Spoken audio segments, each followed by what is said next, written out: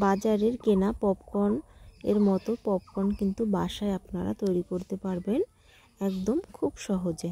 এর জন্য চুলায় একটা কড়াই বসিয়ে এর ভিতরে পরিমাণ মতো সয়াবিন তেল দিয়ে দিতে হবে। তেল খুব ভালোভাবে গরম হলে এর ভিতরে পপকর্ন তৈরির যে ভুট্টা এগুলো দিয়ে দিতে হবে। এরপরে দিয়ে দিতে হবে সামান্য একটু লবণ। চুলার আঁচ মিডিয়ামে রেখে অনবরত নেড়ে চেড়ে পপকর্নগুলো তৈরি করতে হবে। প্রথমে 30 সেকেন্ড ভেজে নিতে হবে।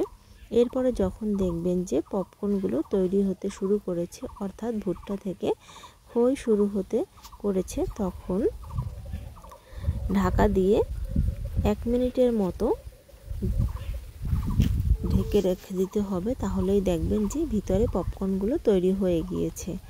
তো চুলার আঁচ কিন্তু এ পর্যায়ে মিডিয়ামে রাখতে হবে, হাই হিট দেওয়া যাবে না, তাহলে অনেক সময় নিচ থেকে পুড়ে যেতে পারে।